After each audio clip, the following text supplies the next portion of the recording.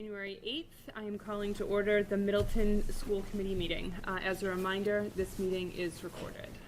Would everyone please stand for the Pledge of Allegiance? I pledge allegiance to the flag of the United States of America and to the republic for which it stands, one nation, under God, indivisible, with liberty and justice for all. Thank you. Are there any remarks for the public? I don't believe we got anyone to sign up. No? Okay. All right. Moving on to approval of the minutes from the 12-4 meeting.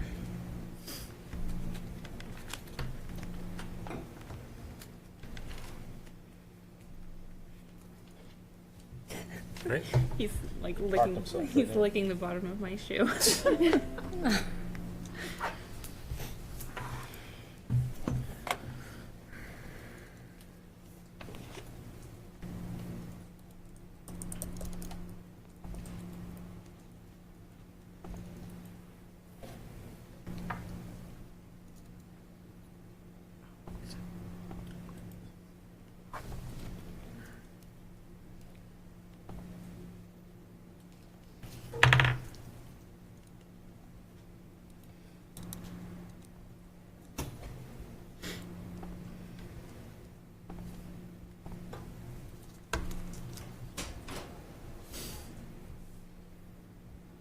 Hey, Joe. Welcome. We're just in the process of reviewing the minutes from the 12-4 meeting. Yeah.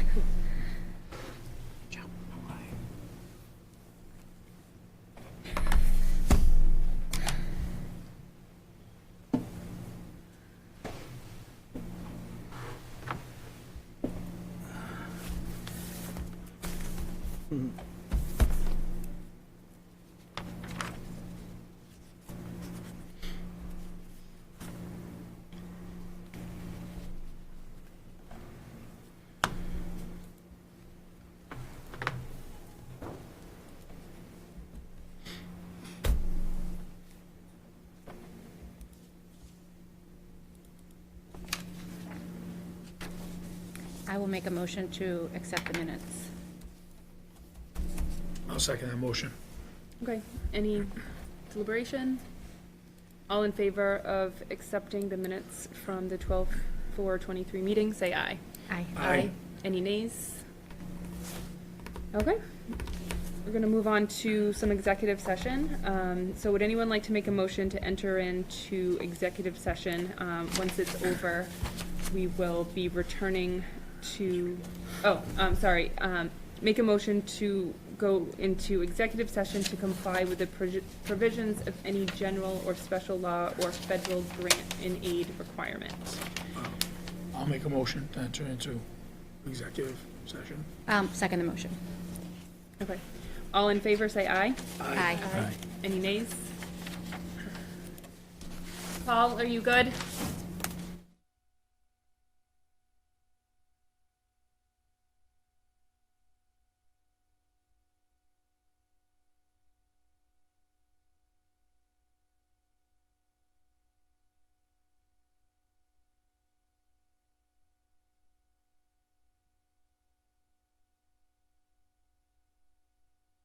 Moving on to reports from the superintendent. Great, thank you. I'm just going to start from the bottom and then work my way back up. So in the drive, you'll see you see a folder titled NEC and CREST. As the committee knows, we are a member of both NEC, which is the North Shore Education Consortium, and a member of CREST, which is another of our public school consortiums as well, comprised of multiple districts on the North Shore. And these two annual reports are from NEC and CREST. They are just there for informational purposes only, just kind of describing the programs that exist at NEC, the programs that exist at CREST, and the offerings that they have. So put them in there. Just, again, I sit on the board of both of those. Both CREST and NEC are moving forward well. And down in new business, we'll talk a little bit about a capital project. I talked about this a little bit at the TTU meeting, just as a primer. And we'll swing back to that under new business in terms of a capital project that's happening at NEC. But again, they're just for the committee to review. And then an update on our ongoing discussions around, you probably saw the sign, did you see the traffic study in progress sign when you drove in? I did. So appreciate the town working with us on this. So we had Danisco Design, as you recall, come in. They did some planning and design work around some potential solutions at Fuller Meadow in terms of how do we alleviate the parking situation once we lose the golf course. And we've been working with Town Hall. We originally thought we might lose the golf course in March. But Justin and the team, his team have worked with the developers at the golf course, and we'll be able to continue to do dismissal from the golf course as we move forward through the end of the school year, which that's a win for sure, because that will be helpful. We had a meeting down there on Friday. How many of you have ever parked in the golf course? Has anyone ever, or seen it, or kind of know what the setup is? So you know when you kind of pull in and all the rows are this way when you pull in? So now what will happen, we'll put together a schematic that we'll send out to folks, but instead of parking like you pull in and you park perpendicular to 114, you'll now pull in and you'll park sort of parallel to 114. There'll be a little road that people can go up and turn around, and everybody will park parallel, and they'll have construction fencing up, and the whole construction can happen. We can have our little corner of the world until June, which is a huge help. And so we'll, as we get closer to that date, we'll communicate to parents, you know, what that change will look like. So the next step for us coming out of the work from Danisco is to figure out a short-term solution, which they've done, like in terms of next year, and this is what the parking study is related to, and I'll come back to that in a minute. And that would be like doing some work in this summer to the driveway to kind of figure out, can we put more cars in? And then getting a better design in terms of like what's a more permanent solution for us to figure out in the summer of '25 or beyond, that we can do some site work here at the school. The number will be a smaller number, like they were quoting a number of around $25,000 for the work this summer. And with that said, we've been working with Paul Goodwin at the town. We think we may be able to access existing hot top contracts and some of our town employees and not have it be $25,000 to do this work, because it's site work and taking out some curbing and stuff like that. The bigger project, to do any development on that, we need a survey done of the entire property. You've heard me talk about, like, there's this rock wall that sort of sits between the Fuller Meadow driveway and the property that's that way. And we don't know whose rock wall it is, right? So Danisco has reached out to a surveying company. In order to figure out any sort of large-scale site plan, we need to have a large-scale survey done of the entire property to know, like, where our corners are, how much room do we have behind the building, when you think of, like, going around the building, down by the library, and down towards the neighborhood there. So where are the property lines? So that's a cost of about $14,900 to do the survey. It's an unbudgeted expense, as we had talked about with Danisco. We've talked with the town about that as well. The goal would be for us to carry that in our budget till we get to the end of the school year and see how things break for us over the course of this school year in terms of comings and goings of a budget and, you know, teachers that may be retired, new teachers that came in, was there money saved there, and snow, and all these things, right? All the comings and goings of a regular budget. So we'd be seeking tonight, in order to do the initial design work for a bigger plan in the summer of '25, we'd be seeking approval from the school committee to proceed with the survey so we can find out exactly where our land is around here, so we can figure out a bigger plan. So that's sort of part one, which is about $14,900 was the number quoted from Danisco Design.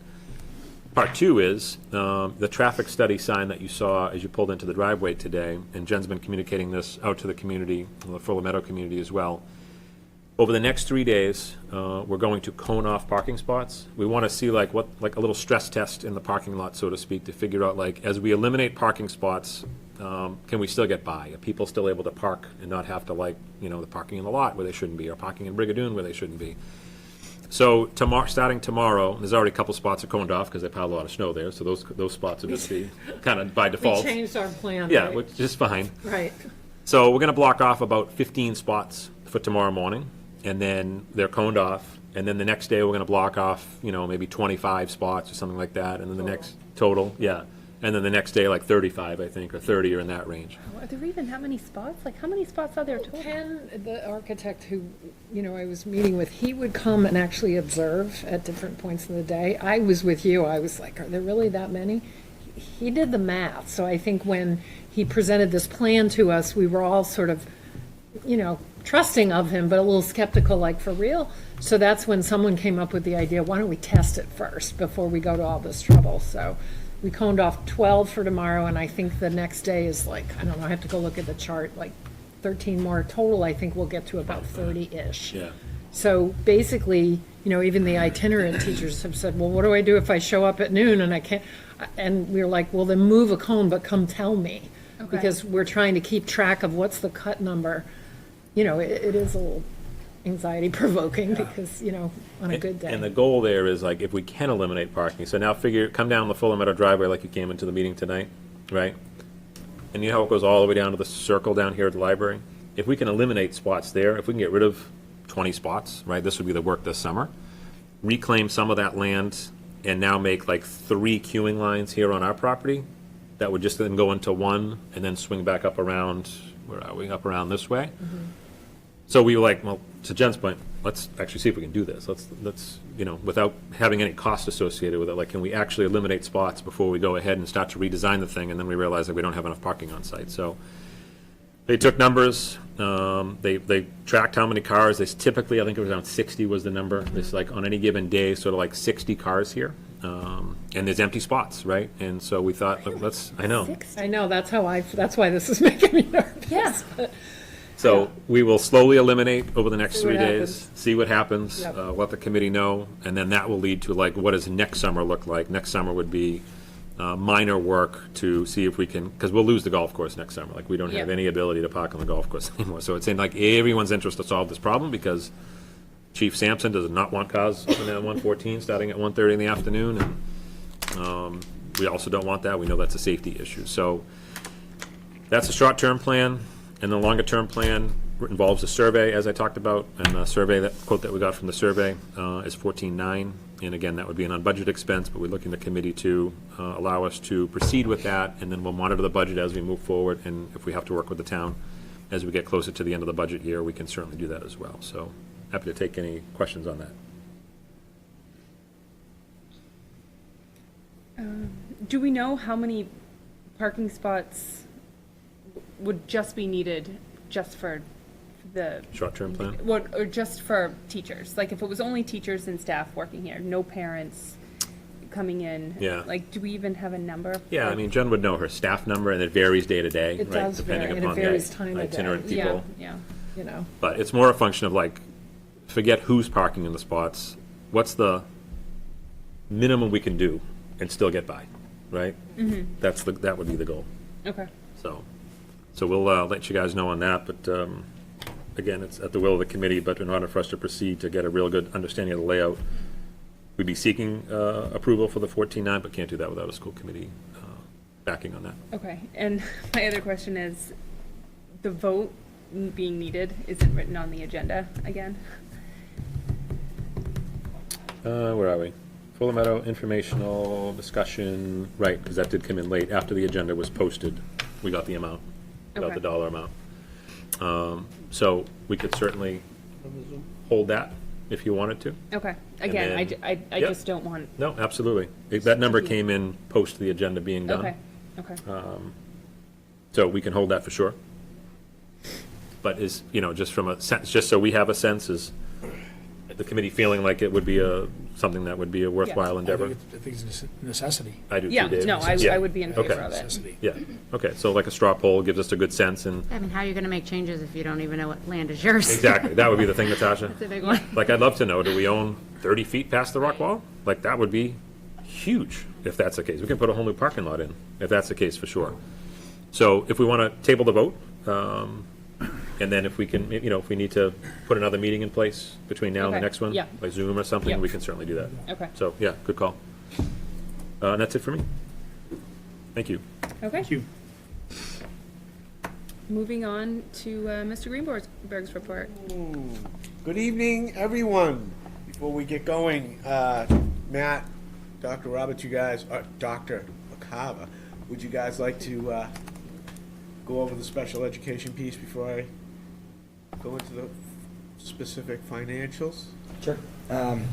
Just as a heads up to the committee, one of the things that we're tracking at Fuller Meadow is the potential need for additional staffing in regards to instructional assistance increase that was unbudgeted for this year. We are not bringing it immediately for a vote, just wanted to put it on your radar as something that we probably will be bringing back to you for a vote, but There's concerns about meeting the need of all the students with the increasing level of need that we're seeing at Fuller Meadow. So we wanted to talk about it during the financial piece of it because it will obviously have an impact there.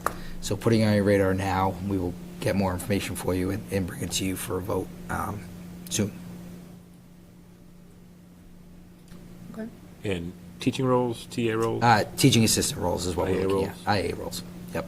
and cost-wise on something like that, you know, it would be for the Budget remainder of this typically year, with- so we're A up whole like, year? If you're gonna say a whole year, two? No, it will be from now. Right, but if you said two for a whole year is about 45, not including insurance.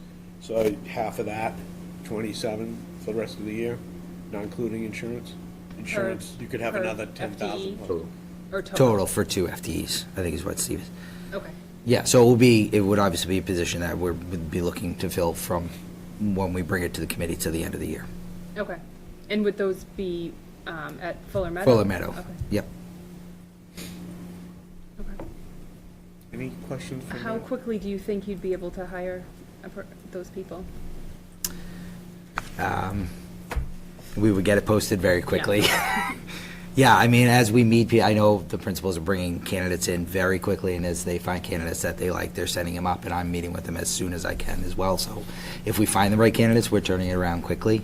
I think it's just keeping an eye on it pretty much every day as it's posted to bring in the right candidates. a strategy we've employed in the past, when we have sort of these mid-year needs emerge, is to have the Human Resources Department posted as an anticipated opening, right? Meaning that Yep. we're just collecting resumes and people are out there, and then if nothing comes to fruition, if it doesn't pass through the budgetary process, then we do nothing with it. Those people, we just say, thanks so much for applying the position, never came to fruition.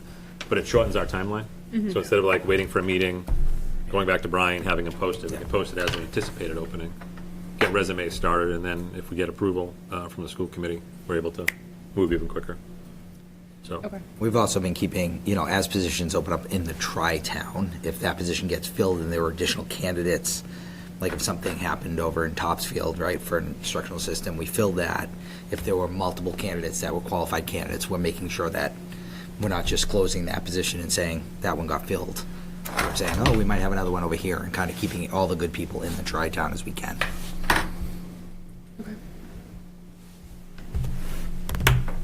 Okay, any other questions for Matt? Thank you. Okay. All right. Good evening, everyone. What's included in the drive is the financial report for January. And as we get closer to the middle end, these are the times when we start to really pay attention to all of our activity. And as Dr. LaCava mentioned earlier, we've got things we'll be watching with special education. We had some other things early in the year that we're watching, and when we look at the whole budget and the bottom line, we look at the positives and the negatives. Worst case scenario, if we have to, we would put on what's called a spending freeze or a modified spending freeze to make sure that we don't overexpend the budget. We have not had to do that in a very long time. And when I tell you that we're watching this budget, all of the budgets, we watch them literally daily. The ups and downs, what's all of the activity, not just through the warrants, but through the payrolls. So we have a lot of conversations amongst the leadership as these things come to reality, and we make sure that we're keeping an eye on it through the course of the year. And I would tell you if I had concerns, but I know that we have levers that we can pull, and right now, I think we're in decent shape, and as we're addressing these needs and they're coming forward, we will continue to keep an eye on things, and if we have to, we'll implement some type of freeze, but I'm not there. Okay. So I'll answer any questions the committee may have. Seeing none, FY '25 monster truck rally, budget process. So we have, we've got pretty much all of our budget, budget work done. Appendices are done, draft budget just about done. We're gonna just reconcile some things and make sure I've got all the numbers. Now we'll go into the narratives and start writing the story and get ready for that meeting on the 10th. So, that's where we will tell the story, and go from there. But this is gonna be an override year for us, around that 700,000 range. The budget, I'm actually excited about this budget, even though it's an override that you guys are gonna have to communicate and sell. But it's all for the right reasons. It's directly impacts students, all the students. So this is, I'm happy to see that and excited to present it. So I'll stop talking and answer questions. No, I think I'm good. When you say it directly, the override directly impacts students, where would you say the crux of the money? Is it staffing? So, when we talk about the increase itself, Natasha, there's several areas, and honestly, whether we were proposing enrichment or enhancements to the budget, you'd still have it. It's inflation, Yep. transportation contract, Oh, special education, then personnel contracts, that's a reality too. yeah. Health insurance, you're looking at a double-digit percentage on the premium. So these are things that are, for the most part, out of our control. Yeah. And it's been coming. The other piece of it too, when we talk about special education, we're seeing these things firsthand in all three towns. So it is why and how, we all have theories about why or how, but the reality of it is, in terms of budget, it's showing up in that budget, and we will have to support it. So those are the drivers. Okay, thank you. Yeah. And good for the committees over the years and certainly the town for sure. I don't think Middleton at the elementary level has had an override, and it's got to be coming on 10 years maybe, Steve, off the top of my head. It's been a long time. I think they, if I remember what Andrew said, the previous town administrator, not to put him on the spot, that, they had a plan for 7 years, and it lasted longer than that. And we have had great communication and great partnership with the town to help us grow our budgets and not just keep level service, but also enhance programs. This proposed budget will be doing both of those things. And I think the committee will be very pleased with it. And a question for the committee on the 10th, because we'll work on getting that agenda together. In person, Zoom, it's a Saturday morning. We just wanted to make sure we check with the committee in terms of how you would like to I would proceed with that. I would prefer in person. Same. Yeah, Yeah. it's Great. Perfect. yeah. I It's think a it's lot actually of faster. yeah. I feel like it's faster and it. Yeah, I just feel like it's easier. Yeah. Steve will bring pastry. Oh, perfect. I was gonna ask if we could have a motion, no scones, but I So it's 8:30, is that right? 8:30, yeah. Okay. So we will get the agenda to Michelle. We just like to get that one posted early so we don't forget, because it's a Saturday meeting. Yep. And it can easily get It's in the calendar. fall between the cracks, so to speak. So we'll get that out to you. Great. Okay. Moving on to report from the principals. if you wanna do a budget Would you one-on-one. like to go first? You want to go first today? I'll go. I'll do it. It's fine, it's up to you guys. I whoever. I'm on it. Jeff's Just stay on it. consistent. So in your drive is the How Manning SIP, under the SIP folder. Well, both How Manning and Fuller Meadow will be in there. I'll let Dr. Roberts handle her own. Thank you. So I will, does everybody have it? Drive, SIP folder, and then how many?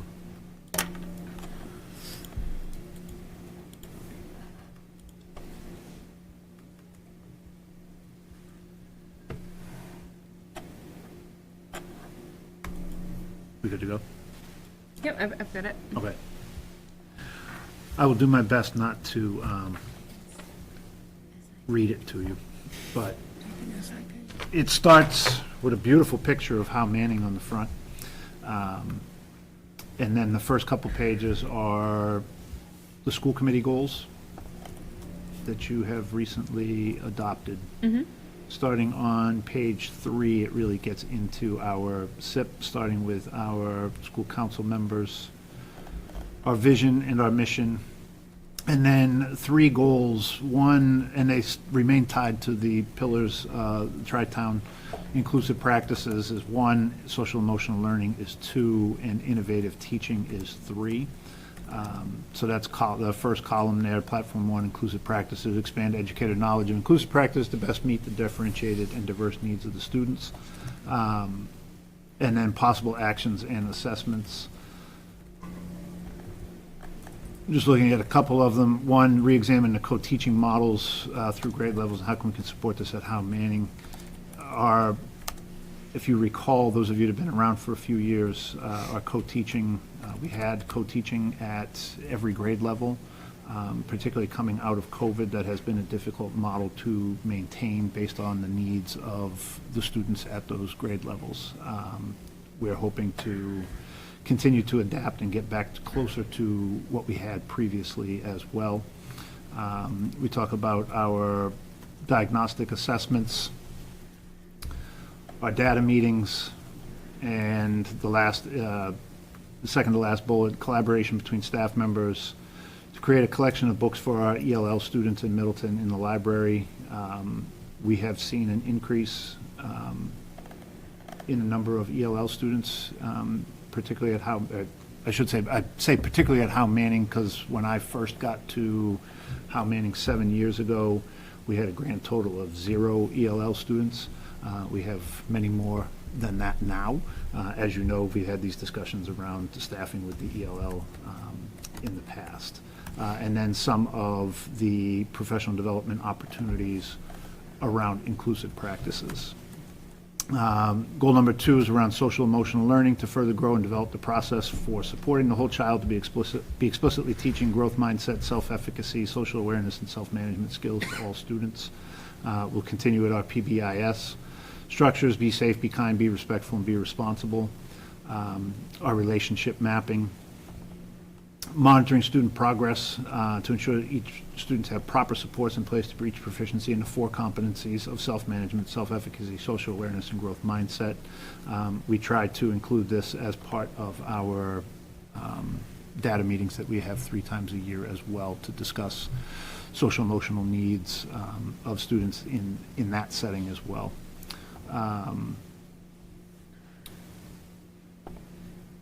Continuing some of our wellness programs that we have throughout the week, those color weeks. We did our, I'm drawing a blank on what I want to call it, school, Spirit Weeks. Spirit Wednesday. Spirit Week, yep, thank you. Right. Instead of doing it a week, we did it through the course, and this actually came out of these school site council meetings, how much parents dislike Spirit Weeks, which I was unaware of because I don't participate with my own kids. I leave that to my wife. I'm out the door before they have to get ready for those. So we spread it out throughout the entire month and just did it on Wednesdays. We tried to keep it where people didn't have to go out and buy new things, and tried to keep it wrapped around things that people would already be able to do as well. Our Boosterthon is in there. One of the things that we've been talking about, piloting a morning digital SEL check-in program in 1 classroom per grade level. When we were some of us were at MassQ in the fall, we ran across a nonprofit who has a free program. He's actually working on designing it. He was a computer programmer who has retired, and now he's playing around with this, but a way to kind of collect data and monitor students in the morning. Like we talk about with the teachers all the time about being outside their classroom and greeting the students as they come in the door, right, to get a feel for how the kids are doing. We want to try to expand that a little bit and collect more data around it. This guy has a program where students would, first thing in the morning when they come in, log into the program on their computer, and it would basically check off how they're feeling that day, right? Happy, sad, angry, upset, those kinds of things. And then the next part would just be a quick descriptor of why, right? We're piloting 1 classroom per grade level right now. Not when I say right now, when we get there. We met with him in December. We'll meet with him again in January, and hopefully by February we'll be able to get up and running with these 4 classrooms to see if it's usable data for us, right? If it's actionable data that we can actually do something with, and how we're going to do that. We have a couple of plans that we're going to look at and kind of shift as we go.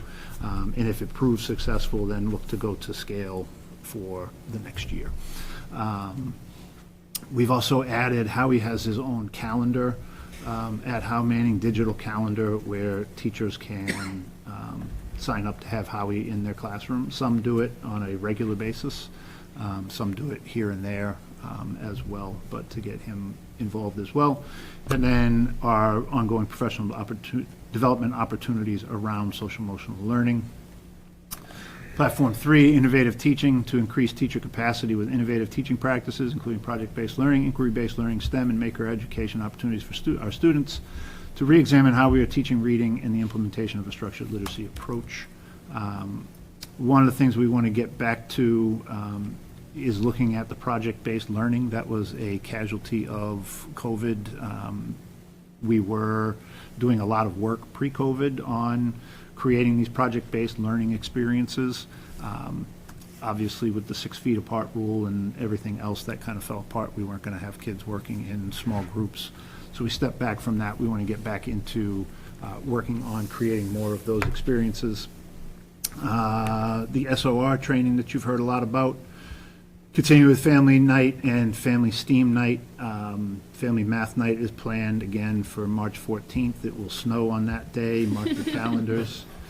It has, I think there's like 5 out of the last 7 have been canceled. One of those was, it was supposed to be, I think, 2 days, or a day after the world shut down in 2020. And then snow for a whole bunch of other ones as well. So don't plan any trips on that day. And then create opportunities for teachers to explore AR and VR within the classroom setting in an effort to enhance instructional capacity, engage in real-world technological applications.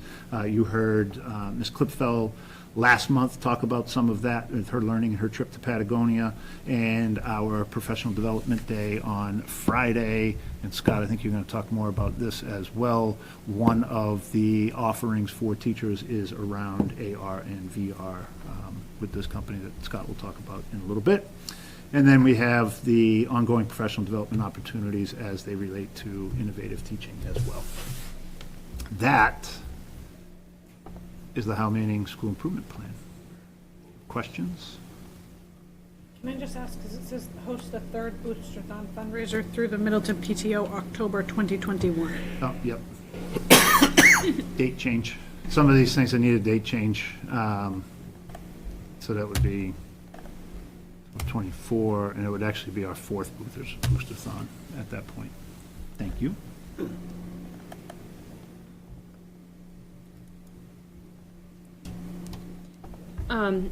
When do you, or is there a time at the end of the school year where you kind of see where you are, where you're at with this plan and with these goals? Yeah, I think those are ongoing discussions at the school council meetings. Okay. Can I ask another question too? So the continue to monitor under number 2, the social emotional, the student data in the SEL component. So I hear separate from that is the new digital check-in, which I think that is neat, and my ears love hearing that you're looking for more ways to collect data. I'm wondering, until we have, I know we're looking at SEL curriculums, but until we have that, what ways are you currently collecting data on the SEL benchmarks? More of that is around its teacher observation. Okay. So there's not a hard data collection, but it's teachers knowing their students. So like more of a narrative right now? Yeah. And then flagging kids as there are issues that come up? Correct. Yep.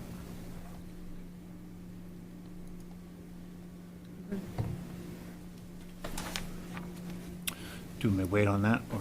Yeah, we'll we'll ready come do back to how we have to jump Okay. into it. Yeah.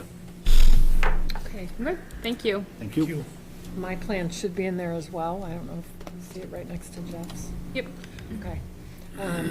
So this plan's written as a 2-year plan. It's this year and next year. we kind of decided that that helps us build a little traction with some of the things we're doing. Tomorrow, I'm going to change the school committee goals. We finished this last May, and I'm not sure that, have your goals been voted by now? They were close. Yeah. Yeah, we were So close, yeah. I'll update it in the morning, just so Okay. I have the right one. So we basically follow the exact same format that Jeff just walked you through in terms of the pillars, and each of the goals are the same, but but the action steps, which Jeff just walked you through, are what I can talk about for over the next 2 years, this year and next. And to answer your question, like when we have our school council meetings, what we'll be doing this year is actually going through it and kind of figuring out where we at, what do we still need to be working on, and kind of updating the group as we go. So under the inclusive practices and the goal to expand educator knowledge of inclusive practices to best meet the differentiated and diverse needs of students, there are 4 bullets, 4 action items. The first one, continue to improve our tiered math and ELA practices. When we say tiered, we mean tier 1, tier 2, tier 3. Tier 1 is in the gen ed classroom where everybody's getting the same thing. Tier 2 would be what we know as win time. And tier 3 is the student that might need additional support. So we're going to continue to work on that. We've moved to full-day data meetings, and the addition that we added this year is monthly collaborative meetings with the grade level teams and the folks that work with them, which leads into the second bullet. We have monthly collaborative meetings. It's every Tuesday, so we rotate through special ed, K, 1, 2, 3, and we have all members of the grade and any related support staff, the coordinators, myself. And the purpose of those meetings is to look at progress monitoring data of the students that are getting additional tiered support and deciding whether we need to make adjustments. So if we're noticing a trend that's not going in the direction we want it to go, then we would adjust. So that's a new thing this year. We're still fine-tuning the agenda. It's tricky. You know, you've got 6 teachers and you've got 45 minutes to go through, and teachers really want to talk about everybody, and we keep trying to remind them we're only going to be talking about the kids that are either, flatlining or, their trajectory is going down. So we're still working on that, but we've got it in place. We're excited about it. The third bullet, special ed team is now meeting monthly. We've actually, since this was written, they're meeting monthly with the team and the coordinator and myself, but they've actually moved up. I think they're at meeting weekly now because our needs are growing and they really need more time to be able to collaborate with one another and talk about the needs of our students. So right now, we're meeting, based on this monthly, I go to the monthly meetings. I don't go to the weekly meetings.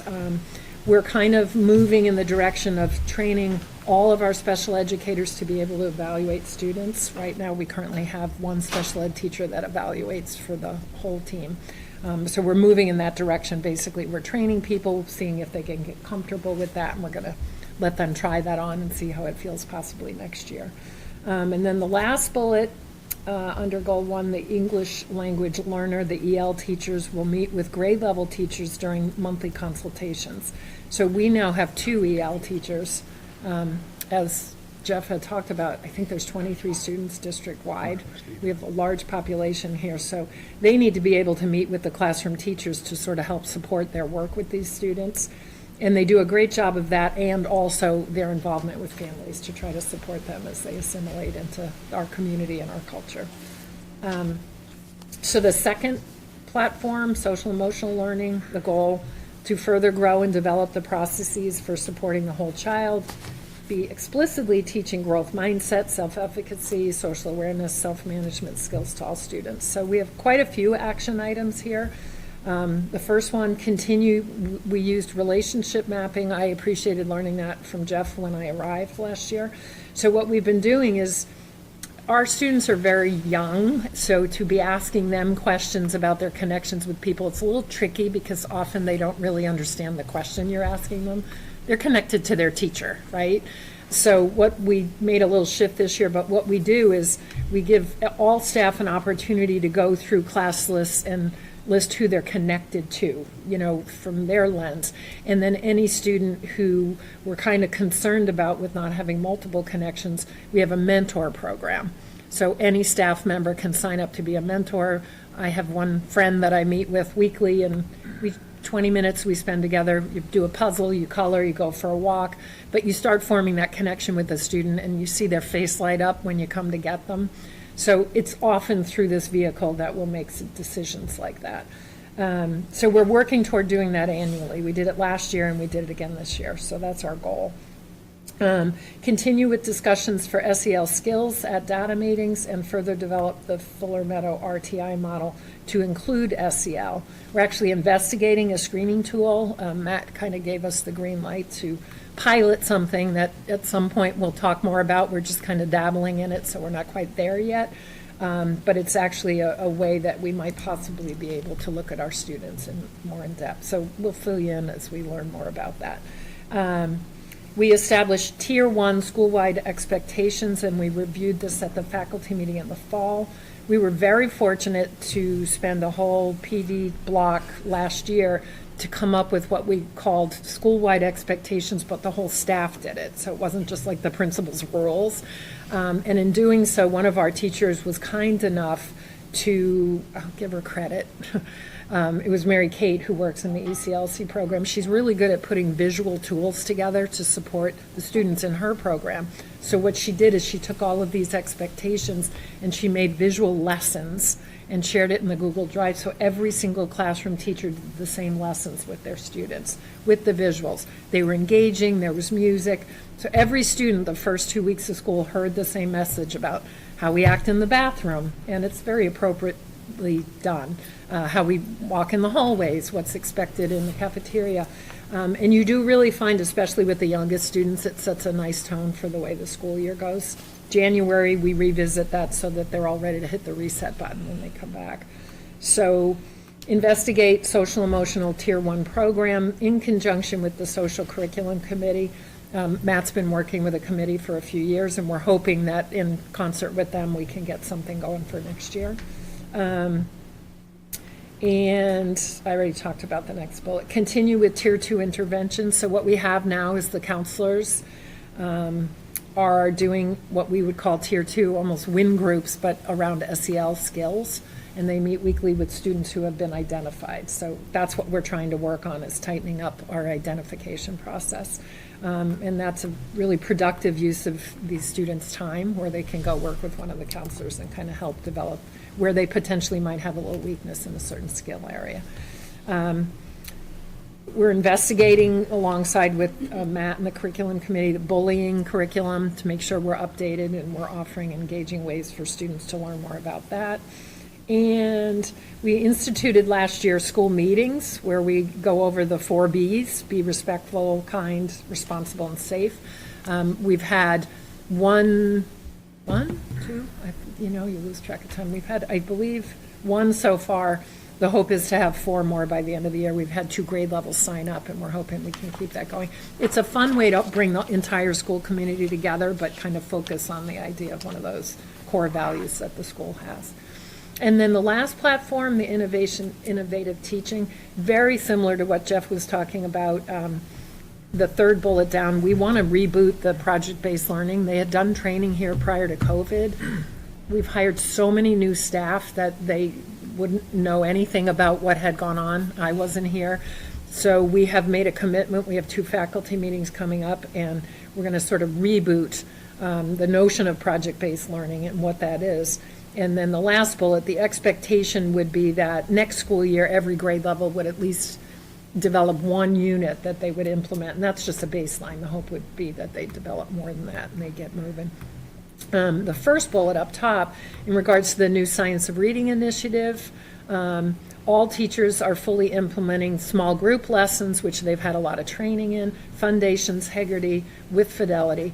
And in order to make sure that's happening, what happened last month was the representative from the Hill, Cara, came out and worked with me, and we did walkthroughs in each classroom, and then we sat and debriefed over not individual teachers, but what did we see as a whole, and where are the pockets of improvement, and then it helps me to be able to drive that engine to make things, continue heading on in the right path.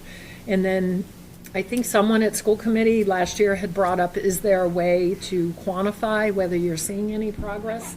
So what we said was by June of next school year, the hope would be that 85% of our second grade students, that means they've been here K1 and 2 while we've been rolling this out, will be at or above the reading benchmark that we would be screening for at the end of the year in June. So our hope would be, with all this work we're doing, that we'll hit the 85% mark. I think we will, because it's amazing what the teachers are doing. So that is our plan in a nutshell. I'm very open to questions or comments if you have any. Thank you. You're welcome. For putting that in there, and I think it makes sense to start with the K1, Yep, 2, because yep. this is new and training and everything has been Right. delayed up through, 3 through 6. Mm-hmm. It would be my hope that we could see something similar, maybe in another couple of years at Howe Manning, because I think it sets the bar, high, and it gives us an actual goal to be able to reflect back on. But just the language around the science of reading, and then in both programs at both schools, it all makes sense when you look at what we're going to be talking about for budgeting and what we're going to be looking for more curriculum, and this is why, this is how it impacts all of our students, and I think that's a good way to help the community understand the need for things like that also. So, thank you both. I have a question on the school council members. How are they selected, and how, do you send out an email and say, we're taking names, or how does it? Well, the staff, usually we ask. Sure. And so if you have, say, 3 members, 2 people say, I've been on for 2 years, I'm ready to step down. So it varies from year to year how many people you need to fill. And we're fortunate that people are willing to step up and say, I'll take her spot. So that's how it happened for this year. We have 2 new members. As far as parents, PTO generates that. They send out something and they say, we're looking for, I think there were 2 this year. We had to fill 2 vacancies. We didn't have to have an election because we had the right number of people step forward for the number of spots that we had. So that's how that happened. Interesting, okay. Can I make a recommendation that maybe it goes out from the school and not from the PTO? I think the intent of the law is that the school side takes care of the staffing part and the parent side takes care of the parent. And the goal is that you have a balanced number. If you have 4 parents or 4 But I mean, staff. so one of the people on here works in she's a preschool teacher. Right. It just seems, and then one of the people's the president of the PTO. Just saying, it seems like, I don't know, maybe it goes out to the broader, a broader Yeah. audience. I Certainly. mean, it is for this year, but I'm saying for the next, Yep. go around. And we would always refer back to ed law or policy on it. Right? Yeah, And so I just did totally. a real quick look, Natasha, and I'll take Yeah. a deeper dive when I have a minute, not in the moment. Like this question said, if there's no parent-teacher organization, what are some ways of ensuring representation in the election of parent members on the council? Developing a process to elect parents to a council in schools that do not have a formal parent-teacher organization can pose a special challenge. In these situations, schools can use the following strategies. Chapter 1, parent advisory councils, bilingual parent advisory councils, sports and booster clubs. So what that tells me is that they want you to go through the PTO, if it's saying if you don't have a PTO. But let me take a deeper dive on it. Yeah, I mean, the feedback I hear from parents, is particularly in the lower elementary, is I know with my oldest, when he was in K, you're just so eager, I just want to be a part of it, whatever it is, All of it. library mom All or of it. cupcake Yeah. lady or whoever you are, to be part of it. And I hear, I think post-COVID, it's just different. School's different, and there seems to be less. I don't think it's Middleton specific. I think it's across the board. absolutely. There's less opportunity because we've lost time, and there's less time to do other stuff. So when I hear parents say, I just feel like I can't, there's not enough opportunity for me to get in there. It's well, I mean, and then when I look at the school, I feel like school council is an awesome way to Absolutely. share and listen and get involved. Yeah. I was just curious, what the process is, or Yeah, I I'll was be never on anxious it. to hear if Scott finds anything else out. Yeah, I'll definitely take a deeper dive on Yeah, that, thank you. for sure. I have just a simple question. What is the role? What do they do at the school council members? What do they So do? the school council really works on the school improvement plan, and they should be giving feedback in regards to budget development. So when you meet, you talk about sort of where you're at with the budget, what you're thinking, give them an opportunity to give you feedback. Oh, I strongly support that, I think that's great. So it's kind of an open dialogue, and the development of the school improvement plan. Okay.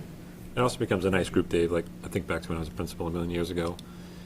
You know, you might have like, a matter that's impacting the whole school. And you're like, oh, let's bring that to the school improvement council, because it's a good conversation of parents, teachers, right? And it leads to good dialogue and discussion. And there is some, was it this state? Where did I read this? I forget where I read this. Oh, it might be with the regionalization committee. Like with the regionalization committee, if a district ever became a region, one option of how to move forward with a budget is it's all established at the school improvement council level, right, which is interesting. It's not kind of out of the school committee, so to speak. School committee has final blessing on it. But I remember reading that somewhere that could be a potential way to have school improvement councils more involved in the budget in a regional model, not in a union model, but, yeah. Thank you. And then Jeff's got a quick update on NEMLEC. I'm excited that Jeff is pursuing this with Howie. But if you want to talk a little bit about how it came to be and all that. Sure. jazz. October-ish, Scott and I attended a school safety seminar at Endicott. Is that right? Mm-hmm. Yeah. I can't remember where I've been. One of the presenters was from NEMLEC, specifically NEMLEC Stars. Said they were always looking for dogs in particular. So Howie and I applied in early December. We were interviewed by a panel and accepted to be members of a NEMLEC Stars crisis response team. What is NEMLEC? I'm gonna give you a little I context now. So NEMLEC is the Northeastern Massachusetts Law Enforcement Council. So I'll just read partly from their website. Simply stated, Law Enforcement Council coordinates a collaborative partnership of police agencies in a regency that share knowledge, resource, and personnel for the benefit of public safety. There's over 18,000 law enforcement agencies in the United States. Approximately 85% have less than 24 sworn police officers. Agency must efficiently manage the resource they have to provide public safety services in their communities, and most often provide patrol, 911 response, and criminal investigations. The ability to provide specialized services such as electronic media assistance, search and rescue, and school safety may be limited. NEMLEC partnerships make many additional services available by coordinating the sharing of police personnel. NEMLEC offers member police departments access to added resources on a moment's notice. This allows one agency, if they request aid, to increase its resources temporarily in response to an emergency or large event. So NEMLEC Stars is so I think NEMLEC does a lot of stuff, including like a SWAT team for the smaller communities that don't have those kinds of resources. So it's a pooling of resources. So it's made up of Middlesex and Essex counties. So it's the police departments in those counties plus the sheriff's departments as well. So the STARS primarily focuses on school response. So if there were a critical incident, thank you. That can encompass a lot of things. I think, if I'm not mistaken, the St. John's Prep situation last spring, there was a NEMLEC response to that as well. So these STARS, and there's 5 teams made up. A lot of the members are police officers. There's also fire departments and representatives from schools as well, school adjustment counselors, psychologists primarily. I think I'm the only principal that is part of this, and so they were excited. I went in there thinking I'm providing Howie. I did not realize I was providing my position as a resource as well, and being able to respond to schools from an administrator's lens, not just the law enforcement or counseling services, but also from an administrative viewpoint as well. So we are on team 1. So there's 5 teams. Each team is on call for a week at a time. We just got our schedules, so between now and the end of the school year, we're on call for 5 total weeks. That's a full week, too. It's a It's full not just a week. Monday to Friday, Yeah. it's Saturday to It's Sunday. Saturday to the following Friday. Yeah. You're on call, so if there were a critical incident within a school, any kind of, that active shooter from down to death of a student, death of a teacher, if the local police department requested assistance, NEMLAC STARS would respond to the school. So oftentimes, I think when you hear on the news, additional counseling services will be provided, it's something like NEMLAC STARS that's going in to provide those services. So I think there's one dog on each team now, but so Howie could be called in if they requested additional dogs as well. So we're excited about that. And there's one where all the teams meet together one afternoon per month as well. Appreciate the foresight of the committee, for supporting, Howie and the endeavor that was put forth by Jeff a few years back, and development of all the pieces that have gone along with it. And I'm thrilled that Jeff's a part of this for sure. As you guys recall, I sit on NERAC, which is the Northeast Regional Homeland Security Council, and that comprises 86 districts on the North Shore. And as a public school rep, one of few, it's nice to be able to have a voice and to kind of be a part of that. Now to have at the principal level, it's good networking, it's good connections, it's just good all around in terms of the work that we do as it relates to safety. So pleased that Jeff was interested in that. And When do you start? Or when does your first rotation Our go? first rotation is January the week of 27th. January 27th. Yeah. Okay. And do you have like a radius of how far away you go? Any one of the member communities in either of those 2 counties. Oh, okay. Yeah. Okay. I mean, so the hope is that we're happy to help and hope that we never actually get asked to help. Right. Correct. Yeah. So, How do all the dogs like each other?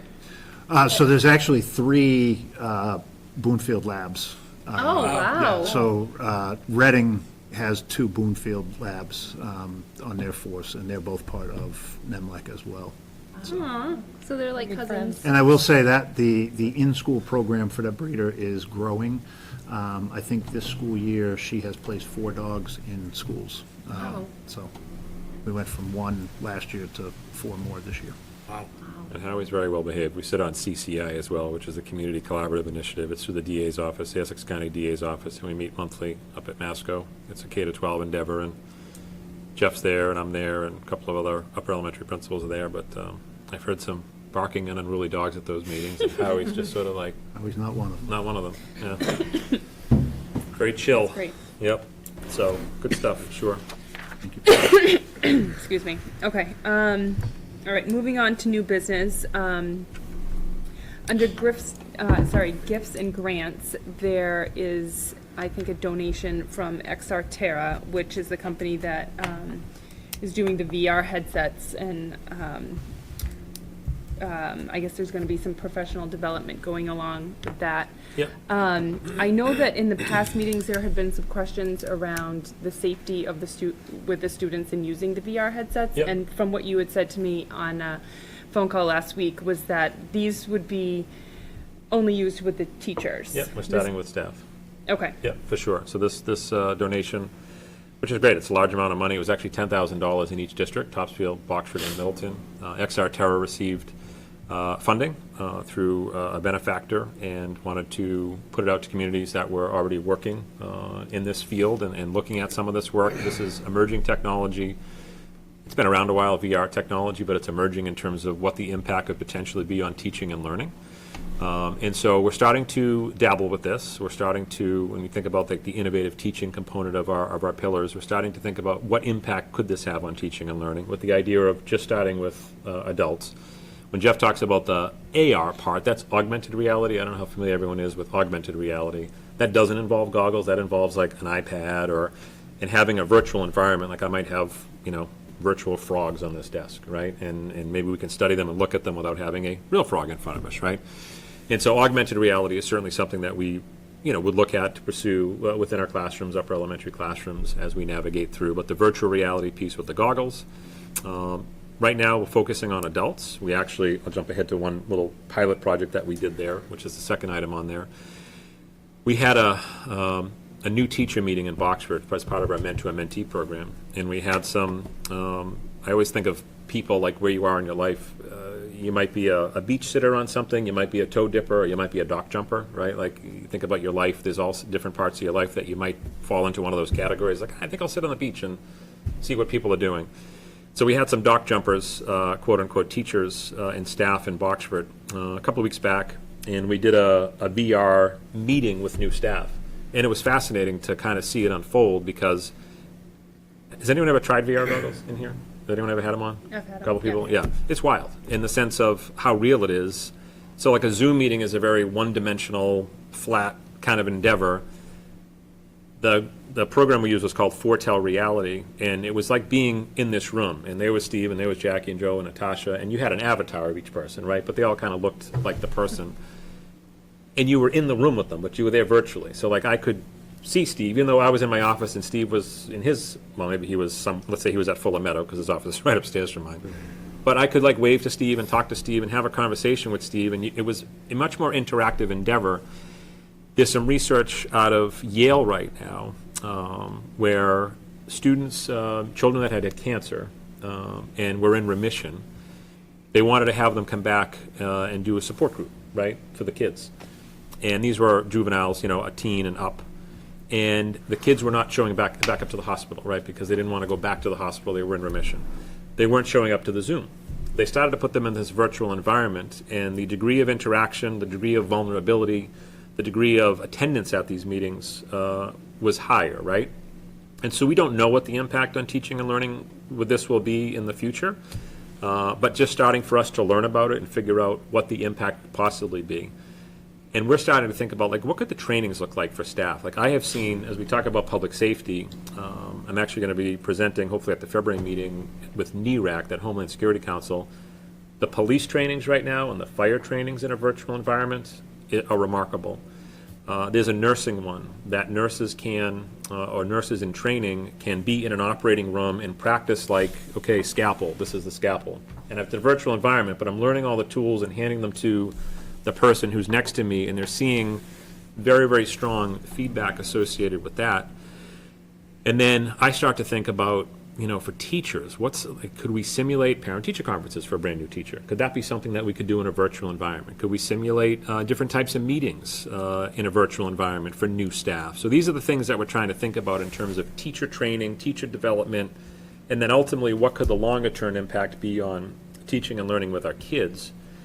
And so a grant that we received here, they wanted to apply to districts that were already starting to look at this stuff. We do have a couple of PD sessions on Friday for us to begin to think about and learn a little bit more about this. It's, as I say, very early stage.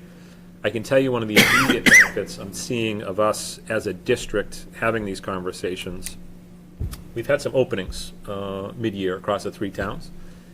And when we talk to teachers about it who are interested in coming here, I'm finding that they're very intrigued that we're as forward-thinking as we are and want to be part of that. And they're saying that, oh, this isn't something we're talking about in our district, right? It's nice to hear that districts are always trying to think ahead. And so it goes back to like project-based learning years ago, and this may be nothing, right? This could be, we might find out that it has no impact on teaching and learning.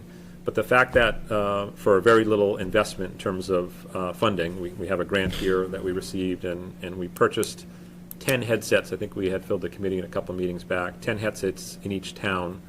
It was about $3,000 investment from our technology budget for us to just begin to figure out what this may look like. So keep you tuned in as we move along. We're excited about it. We have staff who use these things at home and are excited to think about what the impact could be on teaching and learning. But to go back to your original question, strictly starting with our teachers. Okay. Yeah. So what is, it says on the agenda, motion needed. The motion needed is to accept. Accept the grant. Okay. Yeah. So if we already bought the equipment, what is the? Yeah, this is to work with, so XR Terror Right. is the group that we're working with, a consulting group. Yeah. And so it's for them to do all the planning associated with it, all of the training associated with it, anything between now and in the June timeframe Okay. that we do, we're now going to get for free because we don't have to pay them as a consultant. We can use that money for them, basically, to have them come in and do the work with us. Okay. So I guess my question is, and I went back over the weekend and I watched, because I missed the October meeting and the November meeting, so I wanted to make sure, like, I did watch them, but, you know, I'm like cooking dinner and like listening, whatever. It's not like being here. So I went back and watched, because I do remember you mentioning it, VR, I think in the September meeting. But my head is more like, we approved PD time, and Peggy asked for PD time for the reading, the literacy piece, Yep. which we all agreed was important, and, you know, it wasn't ideal, I don't think, for families because of the disruption to schedule, but like, it's a need, and we the teachers need it, so Absolutely. let's just do it. So I went back and watched the April meeting, and in the April meeting, Michelle said to Peggy, once we do this year of every other Friday, I mean, it just happened to be every other Friday, however many You're days talking it about the was. school calendar? Yes. Okay. Is that it? Like, will we be, once we get the literacy piece down, will we be all set?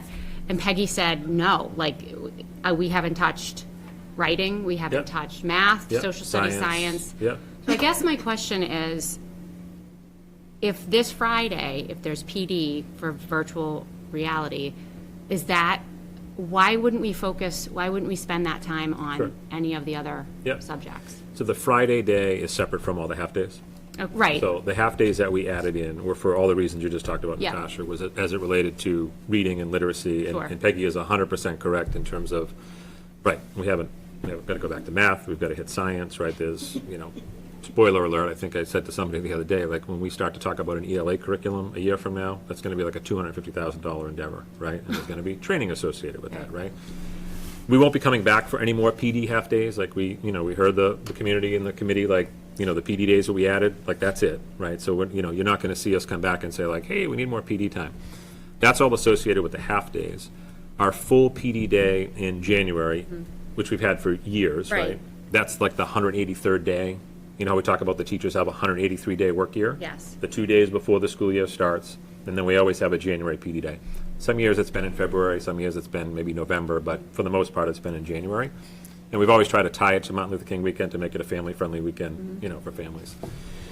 That day has historically been a menu, a broad menu of offerings, right? So it's not just literacy. We have that day, if you give me 1 second, I can pull it up. A menu of things that the teachers will be able to pull and access from. So it's all going to happen, this is another sort of side note on that, it's all going to happen in Middleton, right? We don't want to have people travel all over the place. One year we try to do, we're going to do innovative teaching in Topsfield, we're going to do inclusionary practices in Boxford, and we're going to do our other pillar, social emotional learning in Middleton, and like, crazy, right? This year we're doing, Fuller Meadow is Tri-Town Pre-K to 2, Howe Manning is Tri-Town grades 3 to 6, right? So it's going to be busy on that day. There'll be a lot of staff traffic on that day, even though there won't be kids here. Hopefully there's enough parking. Exactly. The cones will be gone. The cones will be gone, and we've actually worked with NRT to get buses, because we're thinking, like, if we can bus people over here and then take them back to their school, because the second half of the day is back at their schools. But like for K to 2 at Fuller on Friday, these are just some of the offerings. Ready for Rigor, building your linguistic knowledge for multilingual families, Linkit training, literacy centers, easy writing tasks, math in focus, Magic School AI, play-based learning, mindfulness ideas, purposeful movement breaks, Google tips and tricks. So it's like a menu of items that people can choose from. And then upper elementary, similar, Canva, ChatGPT, math in focus, revising and editing stations, Word Their Way training, National Geographic fellowship, you know who that is, that's Julie Sure. presenting on that. 3D design with Tinkercad, so it's like all the different departments. So we've tucked the VR training onto the Friday, this Friday PD day. We would not use the half-days for that. The half-days would still be for literacy, math, social studies, whatever the case may be. If there was any other trainings that we wanted to put in place or conversations we want to have with staff, we would use faculty meeting time. We'd reach out to the principals and say, hey, we have an opportunity to do a little bit more PD. Let's use this faculty meeting time to do those things. So that would be how we would approach it. So we wouldn't be touching the half-days. Okay, so how much VR training will they, it sounds like a full day, like all the stuff you just rattled off. It's one session of, it's like, there's 3 sessions that morning. Yeah. There's like a 9 to 9:50, a 10 to 10:50, and 11 to 11:50. Okay, And it's like going to a conference. You get to, Okay, you just drop in. You're picking what sessions you want to go. Got it. People have to sign up. Okay. like ahead of time, because you can't have 50 in one session and 2 in another. Okay. So Peggy opened up registration to the whole district, the PDC, the Professional Development Committee, and people have been like signing up for their courses that they want to take. Because I went on there, the XR Terra has like an education page, and They it do. says 16 hours of whatever to get you up, and then you can go to get like the continuing ed credits, and so That'd be this on- is not. That'd be on their own That's, time. that's not what we're doing. No, We're not doing the 16 hours. No. We're just doing like a little like overview. Like, Okay. hey, everyone want to learn about AR and VR? got it. Come to this session. Hey, everyone want to learn about math and focus, deconstructing the continuum? Come to this session. Got it. Right? Okay. So it's not the 16-hour thing.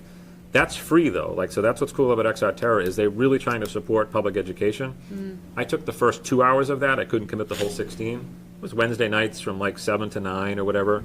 There were a bunch of teachers on there with me from across the 3 towns when we did a year or so back. So that, something like that would be, if a teacher had interest and they wanted to pursue it, be on their own time. Okay.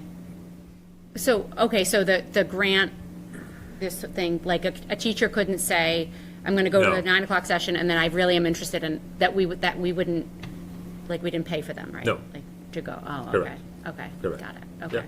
Historically, on this day, you address all the pillars? kind of, Yeah, when you- that's the goal, Dave. Yeah, we try to do like a bunch with social and emotional, a bunch around inclusion, and then a bunch around innovative teaching. Okay. And so, like I said, years ago, we tried to do, like, it was crazy, like each town and people driving around, and it was not fruitful at all. But this year, like I said, it's just going to be here in Hummaney. So, I'll be honest, I was a little bit concerned when I thought that this whole coming Friday was going to be a whole PD day Oh, no. of VR. No, That's what I thought. and Oh, I'm no, like, no. That's a lot, it's like Yeah. it's just a And lot. especially It's knowing one 50-minute with- session yeah, at especially Fuller and one knowing with 50-minute what- session at Hummaney. What Peggy Right. has been asking for Yeah, us to. no. It's Okay. one of like, Multiple, yeah. oh my God, I can't, like, this is all I could fit on a slide, but it's a ton Yeah, of awesome. offerings. Okay. Yeah. Can I just clarify for the money, because Matt and I were on a meeting earlier, and he said, oh, we're gonna, we'll be talking about this later. So this $10,000, they're giving to us because we already have purchased the equipment. Because we're a district that has demonstrated an ability to think ahead. Okay. Forward think. But want- essentially, we have this equipment, so we're We do. working with them. Right. However, like I said, we're a district we have a good Forward reputation in that thinking, regard. Right? And so they're giving us this money, which if we paid 3,000, was it 3,000 per district? I don't remember, or just 3,000 total to get the headsets. Yep. And then they're giving us $10,000. Does that essentially wipe out the cost of what we paid, or is it for other things? It's not wiping Future out what we paid, it's anything planning. future. Yep, training. Okay. Collaboration, all of those things. Okay, Yeah, but not equipment. okay. Yeah. And how soon? Because again, when we talked about this initially, I do remember you saying, like, we're starting with adult, but still in my mind, I go to, oh my God, all of these amazing things that you could be doing if the kids could access them. Oh, it's like mind blowing. I mean, I had to finally buy a pair myself because I needed to learn more about them, and mind blowing. I mean, one thing I did the other day was I put them on, and so let's say you're doing a unit on sea animals, right? I was literally underwater virtually, but what's remarkable about it is like you turn around, there's water behind you. It's not like you ever go to the Omni Theater. It feels pretty immersive, but you turn around, it's the guy eating popcorn. It's like, Yeah. well, you're not that immersive. You know what I mean? Like, this is like literally behind you, and a shark, a great white, came up, and you have a reaction because it literally came up and went right by me, and I had this oh crap moment of like, this thing is massive. Like, you see them on TV and you don't think, but as a 50-plus-year-old man, I was like, wow, that was. So I only think for like a kid, how remarkable that could be. So now, like museums, different activities, science experiments, right? Like, we could start to. But again, we have to watch the research and see, like, okay, what's the right age group? I think when we do get to the point where with kids, we'll all base it in research, but it'll probably be upper elementary, right? I see us working with like 6th grade, 5th grade first, right? I don't see us putting VR goggles on a 5-year-old. Like, that doesn't. They're still trying to get their bearings about them in the real world, let alone the virtual world, right? So it's fascinating stuff, and I get excited about it because it could have an impact, right? And for low investment, and there's a willingness to have a grant here that was pretty cool that we were able to get that. We'll see where it goes. I mean, I look at like a Julie Klipfeld, who's already, she told us when she came, she took a 360-degree camera with her, right? Well, I was telling the XR Terra people this, and they were like, we want this teacher's email address. Like, we want to, like, start to have a conversation with her around, like, what could it look like, place-based learning and some of these other things. So affording opportunities to kids, and just another little side note on that, I get excited about this stuff because it could have a real impact. I'm working with a statewide group, and we're starting to have some conversations around, there's been a large migrant, increase of migrant families, right, across the state, right? We're seeing all of these things. And they're starting to have conversations around, could we get some virtual glasses out to some of these families that are in hotels and these other places, and there's Wi-Fi, and there's all sorts of things you got to try to figure out. But, like, this is what's going to a bank is like. This is what going to the registry of motor vehicles is like. And you can put them on, you can, like, see, it's like being there before you actually get there, and, like, to reduce anxiety. This is what your school will look like when you register at Howe Manning. Like, this is a tour of Howe Manning Elementary School in a virtual way. And so you start to think about things like that as well. And what I like about that idea is that maybe kids who are farthest from opportunity are using some of the latest technology, right? And that resonates with me as well in terms of people that maybe have just arrived here and they're not really familiar with things. Is it a way to reduce anxiety in that regard? So it'll be interesting to see how it all plays out in the time ahead. And do we know, is Masco doing anything with it? Because Yeah. those kids can use it. Yeah, so great question. So I had introduced XR Terra to Mike. We had like a meeting and, you know, because I was always trying to think K to 12, right? And Mike actually had him come and do his keynote, their company to do the keynote address at the opening day of school. Their science department is very excited about it, so I think they've purchased some goggles as well, VR goggles, and they're moving forward with it too. So it's nice that you know, they did a kickoff meeting back in the fall for Masco. Yeah. So more to come for sure. Okay. Ultimately, though, we would need just to approve Yes. that, we need a motion to accept the grant. So would anyone like to make a motion to accept the grant from XR Terra in the amount of $10,000? I'll make that motion. Can I just ask one clarifying question before we vote? So when you say we're accepting a grant, they're basically giving us almost like a credit for $10,000 Pretty worth much. of training? Yeah. Okay, so then on Friday, you use $3,000 on Correct. whatever, and then we, Correct. okay, I got it. That's exactly Okay, right, I just want to Natasha. make sure. Okay, Credit's a great way to say it. okay. Yeah. Yep. Okay, sorry, so you So made a motion. I'll make the motion to accept the I'll grant. second the motion. Okay, all in favor of accepting the $10,000 grant from XR Terra, say aye. Aye. Aye. Any nays? Bless you. Thanks, everybody. Thank you. BEDH, want to tag team? Yes, so that BEDH is the public comment policy, which we continue to be working on. I was actually hoping to have an updated draft that addressed some of the questions that you guys had from the last meeting, but unfortunately, I don't have that at this time. I do have a couple answers, though. So Natasha, you had asked if we could limit the public comment to only Middleton residents, and unfortunately, we are not allowed to do that. Per the open meeting law, it has to be open to everyone. Yeah, okay. Yeah, I saw the Mike's highlighted responses to the. Yeah, different our questions. attorney had sent us all some answers to some questions. And then in regard to kind of where we can draw the line if things start to get unruly or if there's profanity or threatening behavior, Mike, our attorney, has again included some verbiage that I want to put in the next draft of the policy, which I'm hoping to have at the February meeting. So, not making any movement on that policy at this time. And then NEC capital project, I touched upon this at the start. So NEC is the North Shore Ed Consortium. When they engage in capital projects, they do not have access to MSBA funding. MSBA is the Mass School Building Authority, and we've used MSBA in the past. We may put in we've been talking with Justin about, we got like 90% of the roof done at Fuller Meadow years ago, and we had a small part of the roof that wasn't eligible for MSBA funding, so we may try to move forward on that down the road.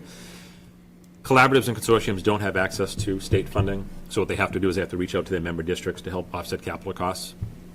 They put money away, like a stabilization fund. Over the years, they build a capital account But they need to do a massive HVAC roof project. They have medically fragile students, and the HVAC is not working as it should be working. And so it's going to exceed the capacity of what they have in their capital expenditure account. And it's going to require, necessitate an assessment to each member community to help pay for this capital endeavor. We don't have a large footprint there in terms of number of students attending this particular collaborative. So our assessment will be lower than a town that might have 50 children who attend the collaborative, and their assessment might be 100,000. It's looking to me like our assessment's going to be in roughly the $15,000 to $25,000 range, I think was the number that I had, and that's across all 3 towns. So take that number and divide it by 3. So it's 15,000, it'll be about 5,000 per district. If it's 25, it'll be about 8 per district. But that is something that I just want you to be aware of, that we'll be building that into the budget. As a member of that collaborative, we want to continue to be a member of that collaborative, and so this is a worthwhile expense for sure. But I just wanted the committee to be aware that they have to proceed with this capital project. Also in the drive, if you could find the folder that reads NESDEC, I just want to quickly take you through, before we get into our budget meeting, it's always good to, you'll see a PDF and like a Google Slides, like that little yellow icon. So if you can go into the Google Slide show, it says NESDEC with like M in parentheses for Middleton, because we get this information across all 3 towns. So I'll give folks a second to get in there. Again, it's under in the drive NESDEC folder, and then the yellow looking icon.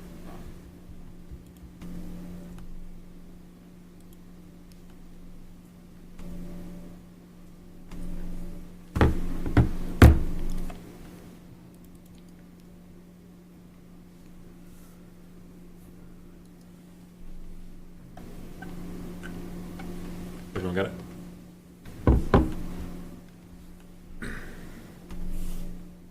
Okay to proceed? Yeah. Okay. Yeah. I didn't know if everybody was in. All right, so slide 2, there's a little highlight there. NESDEC enrollment projection fell within 26 students of the K-6 total, 700 students projected versus 674 enrolled, so not too bad. Births increased by 4 from the previous 10-year average. If you go to slide 3, it gives you the historical enrollment back 10 years, and so you can see back in 2013-14 there were 700 students, and then enrollment sort of dipped a little bit and then leveled off and then started to grow again. And as you can see there, we are up to, on slide 3, 674 students for the 23-24 school year. If you go to slide 4, this is the important slide. This shows you the next 10 years, 2023-24 to 2033-34. And for the most part, this is helpful budget-wise. They're projecting, I'll say to you, stable enrollment. We're up a couple, down a couple, up 10, 15, down 10, 15. But you don't see the sort of a staircase bar graph with, more and more good. The next slide is the exact same as this slide, but there's a little bit more data on there. And the data that I want to point out to you is that they've brought down their projections. So on slide 5, as you can see there, they were on the bottom where it says 22, 23 projections. They were originally projecting last year 700 this year, 674 in seat. Last year they projected 706 students for 24-25. You can see on the green bar graph there they're bringing 6 in 25-26. A year ago they were projecting 692. They're now projecting 652. So you can kind of get a sense that they're bringing their projections down. And across all 3 towns, that was the case. They're not projecting as high as they may have been projecting. You can see there on the bottom, up in 2032-33, which is, 9 years from now, they were projecting 746 kids. They've now brought that down to 713. Anything beyond 4 or 5 years on these things, I wouldn't put too much stock in. The bigger message here is that we're looking at stable enrollment over the next 10 years. Slide 6 gives you the past 10 and the 10 moving forward in a line graph, and it just shows you that, again, relatively stable enrollment here in Middleton. Slide 7 is births to kindergarten enrollment, how many students or kids were born in that year, and then how many kids arrived in kindergarten in that given year. And then slide 8 a lot of numbers, and if you can look at that box in the upper right-hand corner, which I sort of blew up for you to the right of the form, it was just in the graph, and they're basically saying that over the next 10 years, when you do all the pluses and minuses, we'll be up about 20 students in total, right? So up 2, down 24, up 22, down 8, down 10, down 7, up 8, so on and so forth. When you do all that math, it comes out to about a 20 student increase over the next 10 years. And then slide 9 just compares those two tables to each other. That's the data table from 22-23, where they were saying would be a 77 student difference over the next 10 years. And again, they've brought those projections down, and you can see that they're predicting a 20 student change over the next 10 years. So just good as we go into budget season to have an understanding. It's not, for whatever reason, they're still showing Boxford like this, and we don't really understand why. They brought it down, but they're still showing. And again, I don't agree with it. I don't think it's accurate for that town. But any questions on the enrollment projections? This is an annual summary that we give. So basically, we stay between 600 and 700 students. Pretty much. Yeah. Yeah. And say if, like, a housing development is built, Yep. does NEDSTEC come back and? Oh, yeah, they would okay. refine it. Yep, absolutely. It's driving the numbers down. It's down in general. Just, Yeah, birth rates are down, Dave. I think that's, I was looking at a piece earlier, share it with you, across the whole country. So, across the United States, from fall of 21 to fall of 30, like what they project, across the whole U.S., a 4.4% decline in enrollment. And then they do the states. So they're projecting in that 9-year time period, Connecticut's down 6.5, Maine 6.6, Mass only 4.5, New Hampshire 14.9, and Rhode Island 6, and Vermont 11.2. So the New England states, Mass is down the smallest. Yeah. But just in general, almost most New England districts are seeing a decline in the number of births. NESDEC experience indicates that the impact in enrollment varies district to district. Half of New England districts have seen some growth, and similar numbers are declining in rural areas, with other districts remaining stable. We're in that stable category.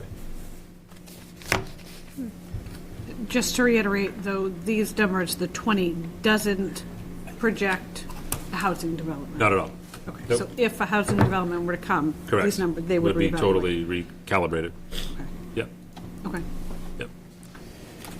And then, just two other quick items. I know we're running a little bit long tonight. School committee, facility subcommittee, we talked about this at the TTU meeting. Natasha, I think you're our facilities rep. Oh, Lucky you, exactly. And Carol Hubbard in Boxford, and Emily King. thank you very much, in Topsfield. So I want to pull the facility subcommittee together. The lease on the Aaron Wood building is up in 2 years. It was a 10-year lease. We have been very grateful, and it's been very generous of Boxford to host central office for the past 10 years. We've never fit in central office. Our staff, we've not really grown much at all, but we've still never fit. Steve Clifford resides at Cole School. Peggy is over here at Fuller Meadow.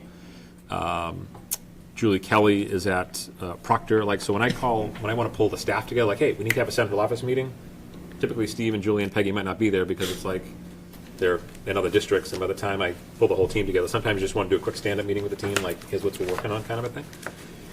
So we're going to start to investigate, are there other buildings around the tri-town that may be vacant, that may be where we want to, develop a lease for central office, right? Town hall. Well, that's one of the thoughts we had, Natasha, for sure. And that's why I want to pull the facility subcommittee together, because there's now going to be a lot of vacant buildings in Middleton, right? There's a council on aging that's been not abandoned, but they built a new council on aging in Boxford. And now there's a building that's right down the road from the Aaron Wood building that's twice the size, that's currently up, right? They all need work. That's the other issue, right? Like the town hall here needs work. Yeah, exactly. Very drafty. The council on aging would need work. Aaron Wood, and Steve could talk more about this as we get more serious about it, but Aaron Wood, when we moved into there, it needed $1 million worth of work, right? And then that cost was borne by all three towns, and again, we've been able to, Steve, what's the square footage cost? It's like, $12 a square foot. $12, you're never gonna find, Right. right? I mean, $12 a square foot for office space. So we'd be looking with our municipalities, but bottom line is, Colleen will be sending out an email. We have to get to the Box Street meeting on Thursday, and then we'll get an email out to our 3 reps, and we'll just kind of start to pull the team together. And just over the next year or two, just start to figure out, are there better sites for us to be maybe rooting in, so to speak. So more to come on that. And then Parent University, we do this every year, all 3 towns, TTU Parent University. April 6th is the tentative date for that. It's a Saturday. More to come on that. Thank you to Jen here in Middleton, Catherine in Boxford, Sarah in Topsfield, the 3 principals who have been working on Parent University. We'll have a keynote, breakout sessions, kind of an endeavor, and more to come on that as we get closer to that date. Anything you want to add to that, or did I cover it all? Okay. And I don't have any correspondence. Okay. The consent agenda.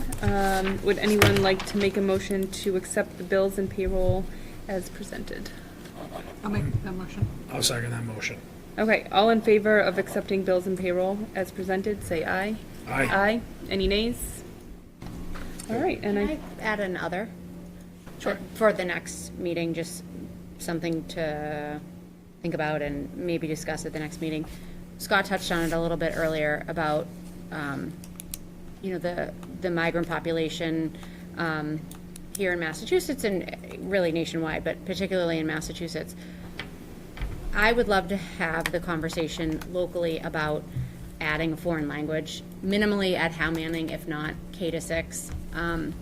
I think, like we're talking about adding possibly another ELL person because there's more than 20 students. Like, I guess I don't understand why we don't have it already. I mean, I know there's a million things, especially with COVID, we're so far behind, but this is, to me, seems like a really great time because those kids coming in who don't speak English and our kids who, most of them don't speak Spanish, it seems like the perfect time to sort of meld.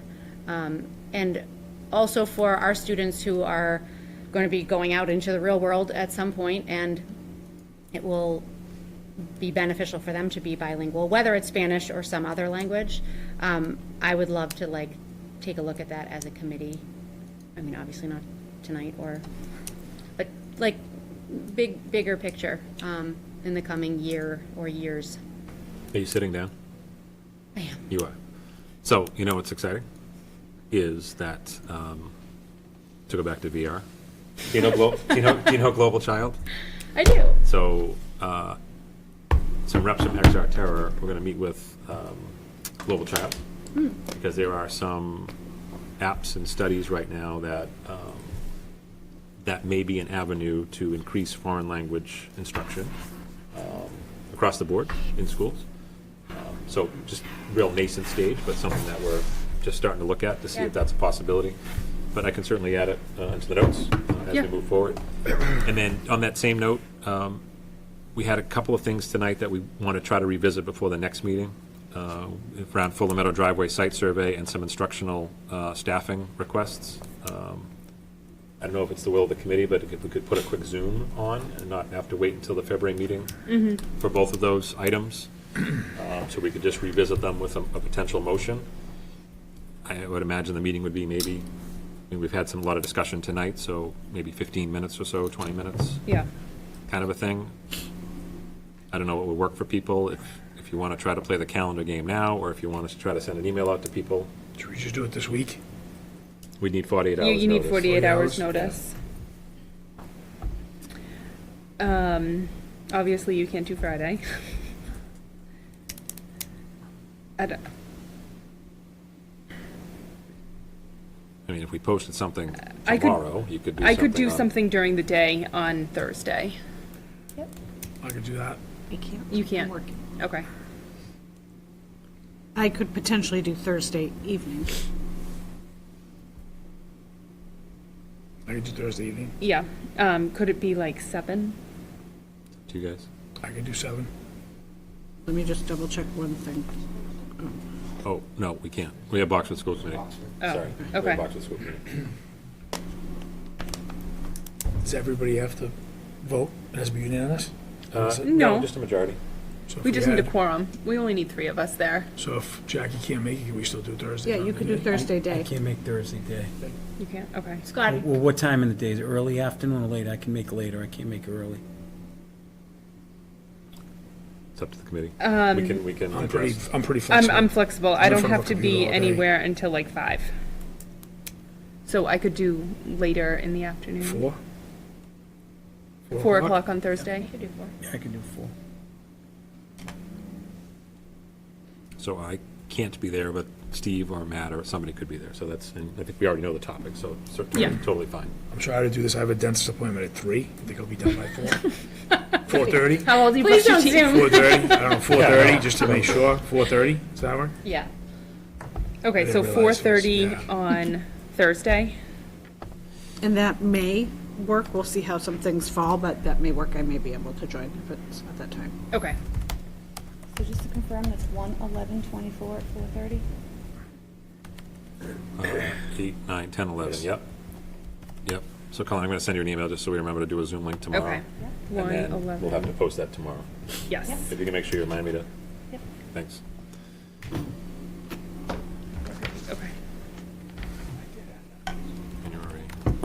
January. And again, this should be pretty quick. Yeah, unless you have anything else you want to discuss. So I'll have for agenda items, Fuller Meadow driveway site survey and instructional staffing Yep, requests. and just put motion needed on both. Yep. Perfect. Okay. okay, so just, because I'm gonna like keep thinking about this, so it was, how much was it for the golf course? Or, 14, sorry, 14, for the okay. survey. And then 27-ish? Roughly, Steve is estimating around 27. Okay. Yep. Okay, thanks. All right, very good. Okay. Thanks, Kelsey. Motion to adjourn? Halfway through the I'll make year. the motion. I'll second that motion. All in favor to adjourn the meeting, say aye. Aye. Aye. Any nays?